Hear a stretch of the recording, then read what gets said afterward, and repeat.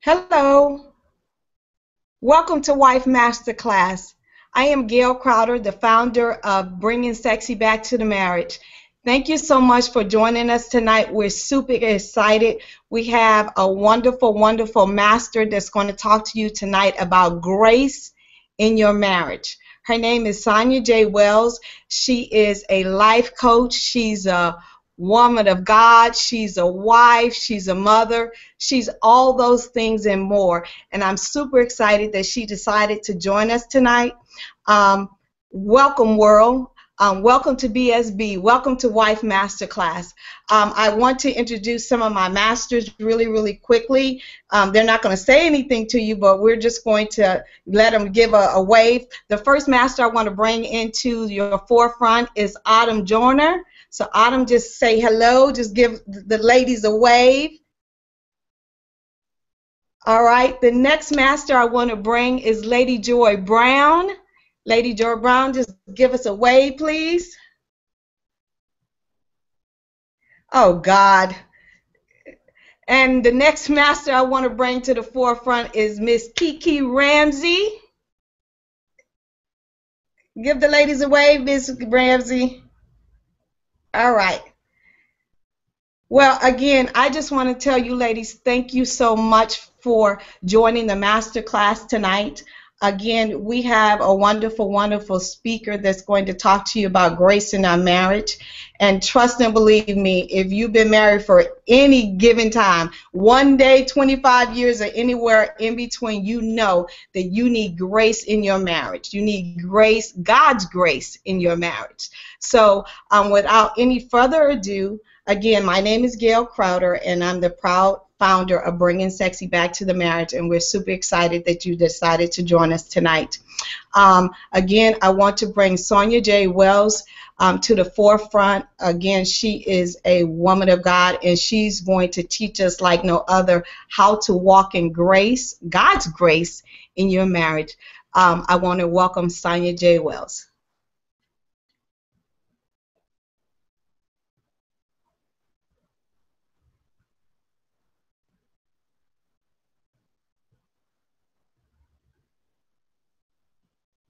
You have to unmute. Can't hear you. Okay, can you hear me now? Yes. Great, great. Well, first of all, let me say thank you, Gail, for having me as a part of this Google Hangout. I am super, super excited. And as always, anytime I get the opportunity to empower and transform the lives of women, I'm all for it. So I'm really excited about this. So let me just share a little bit about who I am. I am Sonya J. Wells, and I'm the founder of Live Free Coaching and Empowerment for Women. I've been working with women for over 20 years, and it is my greatest passion to heal and minister to women, to help them do the work, to live the life that they deserve. That is my goal. But tonight, I am here to talk about grace in marriage. And oh my God, I got some stories for you, of course. And as Gail said, you can't be married any length of time and not have grace in your marriage. It's a necessary, vital part of any real long committed marriage. So I'm going to share a little bit about my marriage. I've been married 27 years to my wonderful high school sweetheart. He's the perfect man for me because he lets me do me, and he accepts me for who I am. I get a lot of grace in my marriage, to be quite honest. So I think I get more grace than he gets, so, to be quite honest. So I'm just being really honest. But I want to share a little bit about my experience with grace. After 27 years of marriage, he actually is my high school sweetheart. After 27 years of marriage, we know each other fairly well, and grace at this point is something that we don't even have to think about. It just happens on a day-to-day basis. I asked my husband as we was preparing for this session, I said, honey, do I give you any grace? He said, yeah, but I give you more. I was like, okay. Well, they always think that, you know that, right? So anyway, but I want to share a story with you a little bit, and then I have a presentation that I want to bring to you.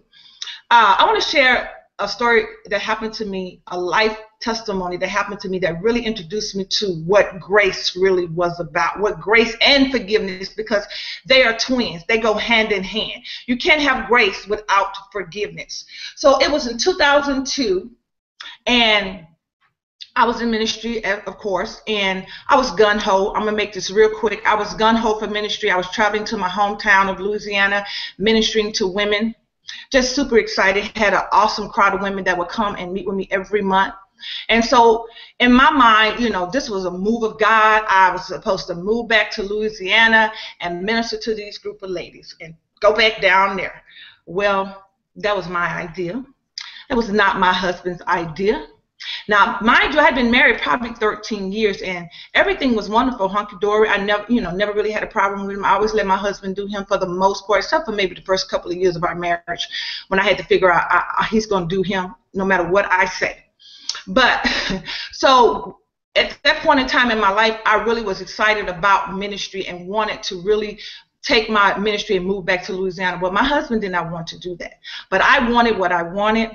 And I realized at that point in my marriage that I felt like, you know, he wasn't the man for me. After being married 13 years, I still felt like that. So during this period of time, I did communicate some things to him about what I wanted to do. I didn't push because I learned early not to push him.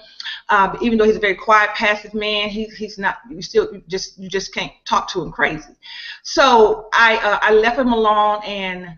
But in my mind, in the back of my mind, I was thinking, I don't know if this marriage is really for me, that I'm going to get out of it. And during that time, I had a couple of dreams. And in the dreams that I had, we lived in a 4-bedroom home, a beautiful home. We were doing really well. And in my bedroom, I came out of my bedroom in the dream, and my husband was sleeping on the sofa. Now, mind you, my husband has never slept on the sofa the 27 years we've been married, even to this day. And when I came out of the room, my husband was sleeping on the sofa. And in my kitchen, there was a dark shadow running around, and it was the shape of a man. And I'm telling you this story for a reason. And I said to my husband as he was laying on the sofa, I said, honey, you don't see this thief in our house? There's a thief in the house. And the thief just ran out the back door, and he was gone, and I woke up out of the dream. I had 2 or 3 other dreams going forward that were very similar to a thief being in a house, and the only thing I could hear was God saying there's a thief coming but to kill, steal, and destroy. Well, in the back of my mind, I was already contemplating divorce, and he didn't know that. So I was really irritated with him and every little thing he did, because I felt like you have no passion, you have no drive. I'm the one that's running out the ministry, blah, blah, blah. So one morning he got up to go to work, and it was a Sunday morning actually. And he asked me for some cash, and I said, well, all I have is $6, which was on the dresser. So he took that cash, and I went back to sleep. I didn't go to church that day. And I went back to sleep, and he left for work. And all of a sudden, the house phone rang, and we had house phones at the time. When the house phone rang, I picked up the phone, and I said, hello, hello, but no one answered. Something just told me to stay on the line. So I stayed on the line, and I listened. And all I could hear was the shuffling of clothing, or something was rubbing. His cell phone had accidentally called me, okay? So I just listened, and all I could hear was just this shuffling, this noise, this shuffling. And the next voice I heard was a female, and she told him how much she charged. And he said, I only have $6. My heart fell in my stomach. I could not believe what I just heard. Now, mind you, as far as I knew, my husband had been faithful to me, never suspected him to do anything. I don't have to give you a picture of what was going on. I'm sure I don't. I immediately just felt like, wow, I wanted to do an Angela Bassett, but just get all his clothes and throw him outside. And I just paced because I was in utter shock. But at that very moment, I realized I really did love my husband, and I did not want a divorce. But I couldn't believe he had did this. So to get to the part of the story that's relevant to this teaching is this. When I confronted him, he didn't speak. Of course, he denied it, as every man would. But that day, we did not speak all day. I left and went to a girlfriend's house. And to be honest, I just did a little bit of everything, a little drinking, a little smoking, a little everything, I'm just being real honest. But when I got back home, He was so silent. He didn't say a word. He sat and watched football all day on the sofa, the very sofa that I saw him sleeping on in the dream. And I was sitting in my bathroom, and I had turned the light off in my bedroom, and I was in my bathroom, and he never would come. He would not come near me. He just stayed away from me. And in the bathroom, as I was washing my face and preparing for bed, I heard the Spirit of the Lord say, "Forgive him." I said, "Huh? Forgive him? But Lord, do you know what he just did to me?" God says, "Forgive him." And this overwhelming presence just came over me. And it's like God just gave me the grace and the ability to forgive him. And thinking about it now, it just brings it all back. And I walked out of the bedroom, out into the living room. He had turned the lights off, and he was asleep on the sofa, just like in the dream. I walked over to him, and I said, "Honey, you come to bed." He looked at me, scared. He was really scared. And I said, "You can come to bed." And he said, "Really?" I said, "Yeah, I forgive you." And he just broke down crying. And I'm going to tell you, that was the day I understood grace and I understood forgiveness. I watched my husband be healed and me heal, and it made our marriage so strong. It literally made our marriage strong. So I definitely understand what grace in a marriage looks like and feels like. Now, let me say this. Forgiveness is given, but trust is earned. I didn't trust the Negro. I'm just going to be honest. I did not afterwards. It took me about a year before I trusted him again. But he did everything possible to win my trust.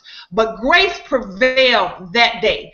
God introduced me to grace. So I want to start my PowerPoint at this point and just really teach you on what it really means to have grace in your marriage, as far as, and especially a balanced grace in your marriage.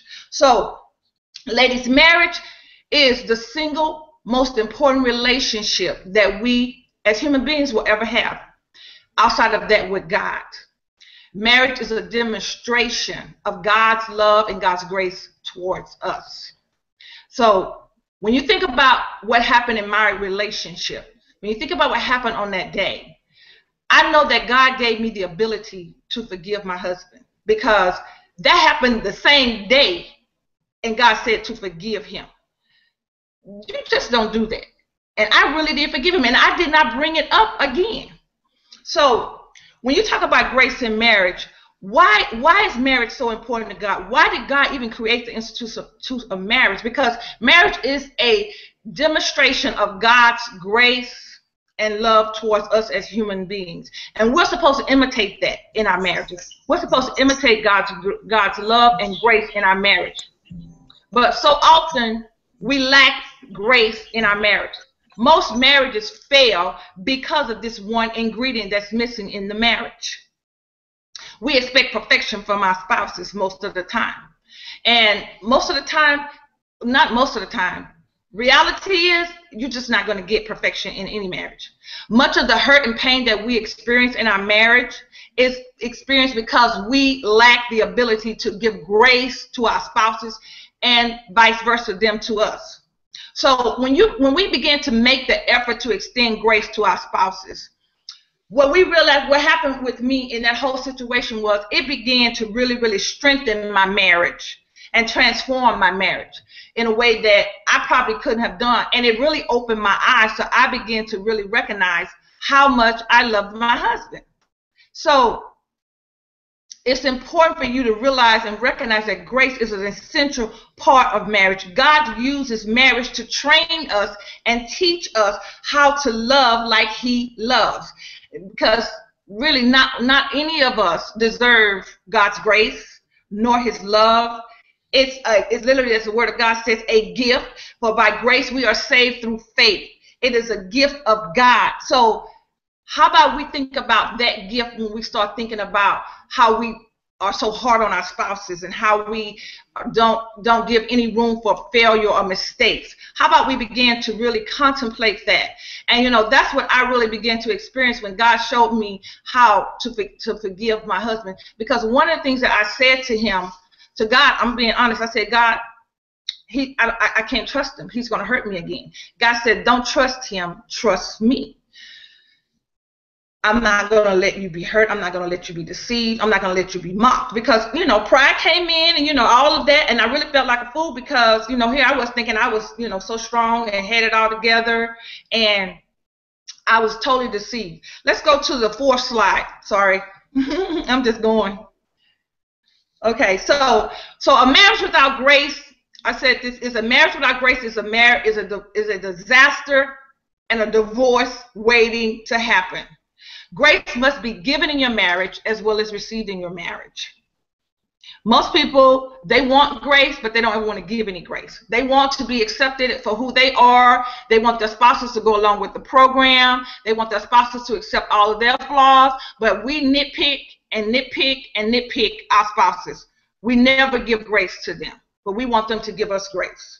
When we get married, when you think about it, we get married in hopes that it's going to be a lasting, everlasting relationship. Nobody gets married to get a divorce.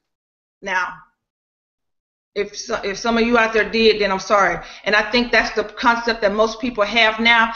They get married, and the first time something doesn't go right, the D word comes up. One of the things that my husband and I made a commitment to each other was that divorce is not an option. Now, at 13 years ago, I wasn't thinking like that, but divorce should not be an option in your marriage. We never take into consideration the flaws of our spouses. We never do any of those things when we get married. But unfortunately, the truth of the matter is we are flawed people, and we are flawed because grace is a necessary. So grace is a necessary part of marriage. When we say we give grace to somebody, what we're saying is we pardon them, we forgive them, we give them permission to be human. That's what we're doing when we give grace to someone. Grace means I desire the best for my spouse, even when they do not deserve it. To give grace like God gives grace, we have to walk in love. And that's what God calls me to walk in on that day. So when you think about how selfish we are as human beings, it takes the grace of God for us to give grace to our spouses. Because most of the times we want what we want, when we want it, and how we want it. If we be honest. And without grace, we find ourselves blaming and complaining and nagging and constantly shifting blame. We never really solve problems. We know what the Word of God says about a nagging and complaining wife. It says it's better to live on the corner of a housetop than in a house with a contentious woman. So let's go to the next slide. So grace is how God expresses his love towards us. Love produces grace because not one of us deserves it, but yet Christ died for us. Grace means I desire the best for my spouse. So how do you give grace in your marriage? And I'm just going to use this scripture that everybody's familiar with. 1 Corinthians 13 talks about love, that charity suffers long, or love suffers long, and is envies not, and is not puffed up, does not behave unseemly, rejoices in iniquities. In other words, love covers a multitude of sin. That's what grace really is all about.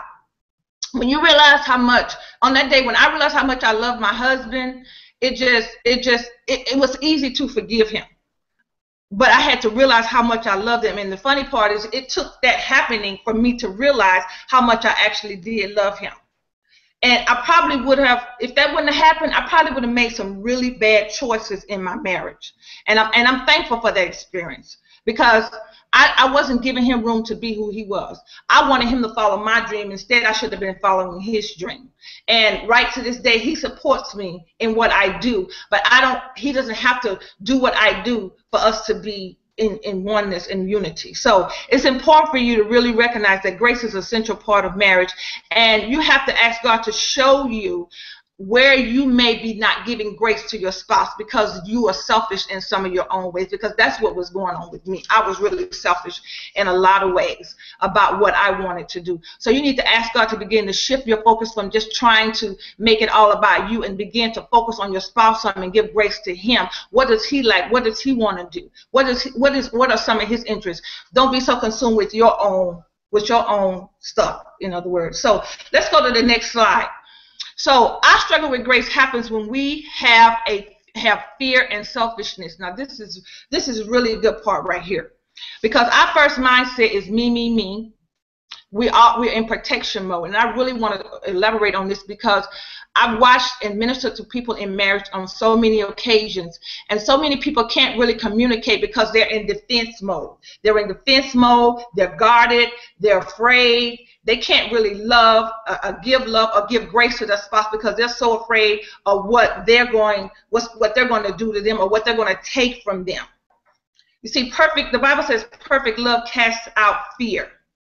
We're on slide 6. Perfect love casts out fear. Perfect love is a result of having received grace yourself. When you recognize how much you have been forgiven, when you recognize the grace of God in your life, then you are more able to give grace to your spouse. And one of the things that most women come into marriages with, they bring so much baggage with them from previous and prior relationships. I didn't, of course, because I had never really been in a relationship other than my husband. He was my first boyfriend, first everything. But a lot of people bring a lot of baggage into their relationships, and they can't really fully open up and trust like they should because of past pain and past hurts, and so they're protected and they're guarded, and therefore there's a wall up that neither one of them are really hearing what each other said. There's no grace because you point out the flaws 24/7. So we have to begin to give love and give grace from a place of wholeness and a place of healings. Broken people have a hard time giving and showing grace in their marriage. You have to begin to put that spouse first in some occasions. I'm not on all occasions, because you still have to have that me time. You have to do things for you. But sometimes we have to put our spouse first to begin to practice grace in our marriage. And forgiveness is a fundamental key. And I said this earlier, forgiveness and grace, they go hand in hand, and they are a result of love and commitment. When you love someone and you're committed to them, it's easy to walk in grace and in forgiveness. So as we go to the next slide, I think we're on the same page now. So grace in marriage. What is grace? Grace in marriage is what grace in marriage do for your marriage. As I illustrated to you in my testimony, grace in marriage will really heal your marriage. It really does. It will heal your marriage, and it will bring harmony to your marriage. Because what I think that did for my husband more than anything was it let him know that how much I loved him, number one, how much I valued him, number two. Because to be honest, I had really taken him for granted. To be real honest, I had taken him for granted. So grace will heal. And when you think about, I keep going back to this because I have to think about my own personal walk with God. I know I have been forgiven a whole lot. And the fact that God still loved me and still uses me in spite of all of my own mistakes, that causes you to want to be in oneness and bond with that person, because you know they accept me for who I am. And that's the kind of grace that we should have in our marriages. What happens also when you have grace in your marriage, it builds trust, it does build self-worth, it builds openness, and it builds intimacy. So these are some key things that grace will do in your marriage. Grace can save a failing marriage. So ladies, I'm a living testimony of what grace can do in your marriage. Our incident actually brought us closer together, is what it did for us. And I think back on it, my husband was so ashamed he couldn't even hold his head up. But because I said I forgave him, God gave me the ability to forgive him. And I want to just emphasize that. God gave me the ability to forgive him, because I don't think I could have done it in and of myself, because God really gave me the ability to forgive him.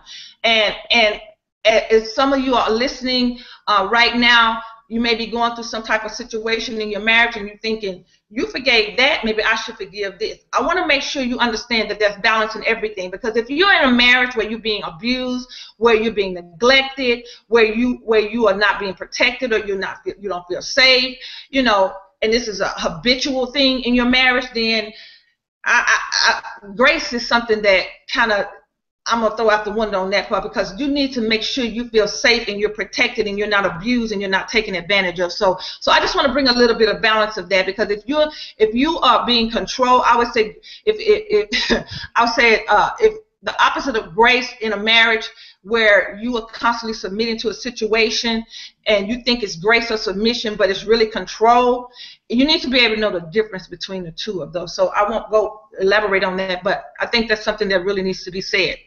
So grace says to your spouse that you appreciate them and that you love them. Again, grace builds confidence and trust in a marriage.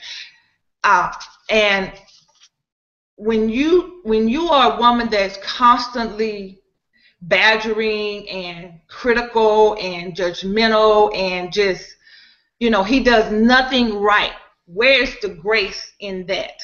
And that's what I was doing. Even though I wasn't verbally vocalizing it, I was criticizing him, in my mind. He's not passionate enough. He's not this, he's not that. That's what I was doing in my mind. I wasn't giving him room to be himself. So as we go to the next slide, and I'm almost about to close, I want to talk about 7 ways to begin to practice grace in your marriage that I think, and these are the 7 things that I believe that will really, really help you strengthen your marriage and grow your marriage. Because I do know this for sure. Not any of the ladies that are part of this Wife Masterclass, they can all tell you. I think everybody's been married for a different number of years. Anyone in this class can tell you that they've had to forgive their spouse on some occasion. I promise you, if they're honest, they can tell you they've had to forgive their spouses for something on some occasion. They had to give grace to them on some occasion. And they're all shaking their head because they know they've had to forgive them, want to slap them, and all of that. But I'm going to come back now. So the first thing, and I tell couples this all the time, especially young couples, to forgive quickly. If you do not forgive your spouse quickly, and you hold on to everything that they do, I promise you, you are going to be a miserable, miserable person, and you're going to have a miserable marriage, because everything he does, you have kept a record of it, and you talk about it on every occasion that you can. Forgive quickly. Let it go. Have your fight today. Tomorrow night, don't talk about it no more. Let it go. What is forgiveness? Just to emphasize that. Forgiveness is the willingness to let go of a wrong or an offense that was done to you. That's as simple as that. Now, it may take you a minute to let it go, but when you let it go, don't be talking about it 2 weeks later when y'all get into another fight, bringing it back up again. Forgive and let it go. That's giving grace in your marriage. The second thing that you want to do to begin to practice grace in your marriage is be more accepting of your spouse. Oh, that's a challenge for us as women, to be real honest, because y'all know we want to fix them. We want to make them into this little mold of a man, this little idea of a man that we think they ought to be. Most of the time we want to do that. And I learned that early one day when I was riding down the road with my husband. I was yelling at him side his ear. I was just all up in his ear like this. And he was just looking at me like he wasn't even hearing me. And just like, be quiet. Because I wanted him to do a certain thing. Once again, this is early in marriage, maybe 2 to 3 years in marriage. And I had to learn he's not, and yelling was not going to get anything for sure. Because if you yell at my husband, he's just completely down. So be accepting of your differences. Not one lady on here, if they tell you they married someone like them, they married the very opposite of their personality. And I know that everyone on here can testify to that. I know I did. My husband is the total opposite of me. He's quiet. He's laid back. He's even keeled. He doesn't talk that much. And I just talk. But him, he's very quiet. So you got to be able to accept the differences because something attracted you to him. So begin to accept the differences in your marriage. Another thing that most people probably wouldn't even think about, to me, but I think is relevant, is stop judging. What do I mean by that? Well, we are so quick to judge our husband's motives. That's what judgment is. It's when you're judging the heart of a person. You don't know why he did, what he really meant when he said that, until you go and have a conversation about it. So often we just hear something and we just jump off the ship and we just take it and run with it. Well, that's what you meant. But no, that's not what I meant, because y'all know we talk in 2 different languages already, right? So you have to really, really stop Stop judging and get clarity about what your husband is saying. When you judge, you're not giving grace. You're not giving grace at all. You're making an assumption about what he said, what his intents are, rather than just, okay, give him the grace to explain himself. You know, my husband said this all the time. You ain't listening to me. You didn't let me finish. And I have to just go be quiet and just say, okay, honey, you're right. I didn't let you finish. So I just jumped to conclusion and judged what he was saying, why he was saying it, and I just took the whole thing and ran away with it. Okay? So the other thing that I want you to do is begin to allow yourself to be open and be free in your communications. Share. This comes back to that whole concept of being open and being vulnerable with your spouses. So often people don't know how to just be open and vulnerable because they're afraid to trust. They don't feel safe. And to be honest, it takes a while. Even when you first get married, you know, you in love. Right now you got goosebumps and everything is just hunky-dory, and you just, you know, you think he is just the king of the hill. But over time, you start seeing little things and you're not sure so much, you know, can you trust him, or what is he doing? And you didn't see that little thing that he was doing now that he didn't do before. And so you're literally afraid to open up in some areas and talk about some things and be vulnerable to him. Vulnerability to me is one of the key fundamental things in marriage too, because if you're afraid to be vulnerable, you cannot have intimacy if you're not going to be vulnerable in your marriage. If you can't be open and say what you really feel, if you're always closed, it's going to affect every area of your marriage. So don't be afraid to be open and honest with your spouse about where you are, even whether it's finances, because that's one of the hard things people have to talk about when it comes to intimacy, sex. That's one of the hardest things people have to talk about. But you have to be open and communicate how you feel, and be willing to be vulnerable and share your emotions in your marriage. And the last thing is a big one to me, because I see this all the time, is no, it's actually not the last one. Stop keeping score. Oh my goodness. So many people do tit for tat, tit for tat. If he say this and he remind you of something you did wrong yesterday, you bring up something else. You're keeping score. You don't live in the present, you live in the past. Many marriages don't survive because they keep score. They do tit for tat on so many cases. There's no grace in keeping score. And that's all I'm going to say on that. Just let go of things and move on. This is kind of tied to forgiveness as well. But at the same time, when we have conversations and we have disagreements, don't always keep bringing up what they did in the past. Don't try to do tit for tat. Don't keep score of your right and his wrong, basically is what I'm saying. And the next one is, see him through the eyes of God. This is critical as well, because grace saw me. Grace saw my brokenness. Grace saw my wounds. Grace saw who I was supposed to be. And so often we don't see our husband through the eyes of God. And I know you think, how is that possible? It is possible. God will show you his heart. God will show you his genuine feelings and his genuine fears and all the things that he may struggle with. Ask God to show you his heart. Ask God to show you where he's broken. Ask God to show you things that affect him when you say A, B, C, D, how that affects him. Ask God to give you the heart of his heart towards him, so that you can forgive him for anything that he does that causes you pain even. But even the things that he does in his own life that you see are bringing him down. Ask God to give you grace to be able to minister to him as your spouse. That's really important. The next thing is, learn to live in a state of harmony. The Bible says, where grace abounds, where love abounds, grace abounds even more. Learn to not always fault find in your marriage. That's pretty self-explanatory. And the last, and don't always have to have the last word, which so many of us do. We always have to have the last word. We as women, we need closure in our conversation, and y'all know I'm telling the truth. We need to bring closure to the conversation, so we always got to have the last word and everything. Sometimes just let him have the last word. Just give him that. Can you just do that? Can you just give him the last word? So with that being said, one of the things that I want to do is open it up for questions and answers. I'm trying to read too. Okay. Oh, we at the question and answer period now. Yes, somebody say something. I'm reading. Okay. No questions right now, Kelly?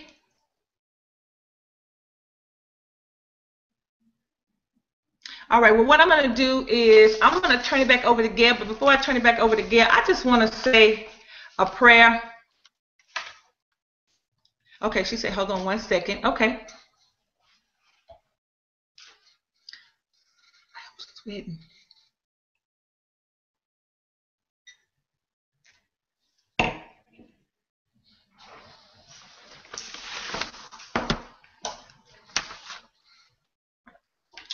Okay, you had a statement from once. Okay, this is a true story. I remember this just like yesterday. Love you.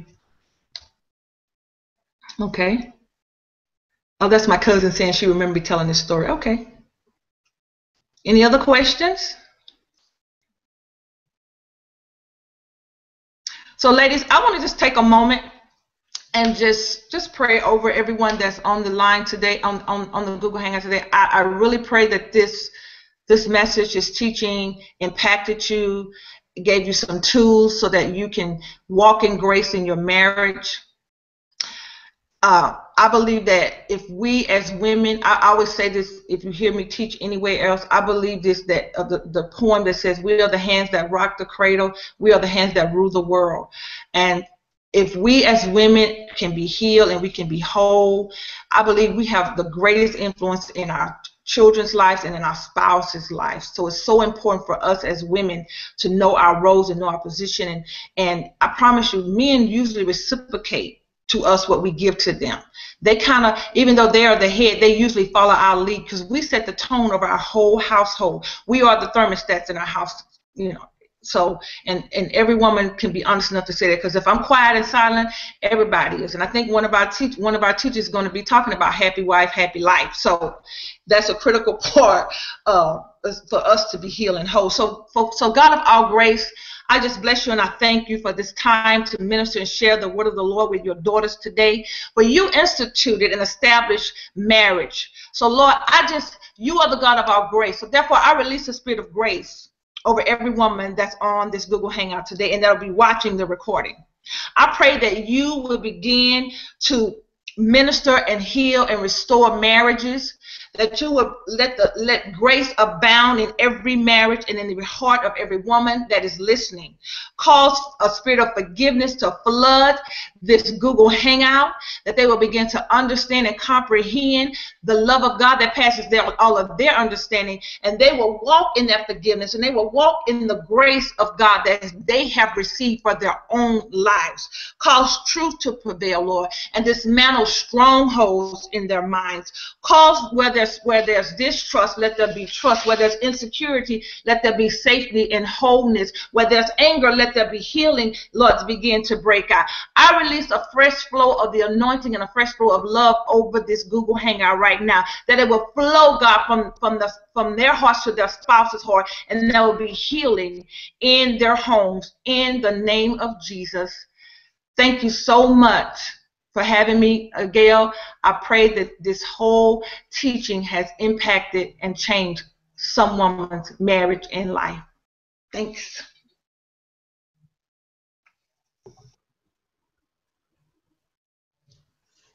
Hello. Hi. Hello, everybody. Thank you, Sonya, so much. This has been a wonderful, wonderful teaching. And I'll tell you, as I reflect on being married 25 years, I will tell you, I have had to have grace in my marriage, and Gail has had to have grace towards me. And if I walk away with nothing else, it's sometimes just close my mouth and I don't have to have the last word. I truly struggle in that area. So I'm hoping that if nothing else, I walk away from this teaching just knowing that I don't always have to have the last word. And I thank you so much for teaching us this wonderful word of grace in marriage. And like Kiki just said, you truly do rock. Ladies, I want to tell you thank you so much for joining us. And next week we will have Miss Kiki Ramsey, same time, Google Hangout, and she's going to be talking about romance killers in your marriage. This is going to be an awesome, awesome teaching, so you don't want to miss this. If you want more information about BSB, visit bsbconference.com. If you want to know more about Wife Masterclass, visit wifemasterclass.com. It has all the information about these wonderful teachers and speakers, and they have a lot to offer you guys. If you haven't joined the Facebook page, hit like, Bringing Sexy Back to the Marriage. And I admonish you to be friends to all of these wonderful women of God. They have so much wisdom and so much other information and resources that they want to pour into you guys. So I admonish you to befriend them on Facebook, follow them on all the social media, and I'll see you guys next week in Masterclass. I love you guys. God bless. Oh, Lord, help me, Jesus.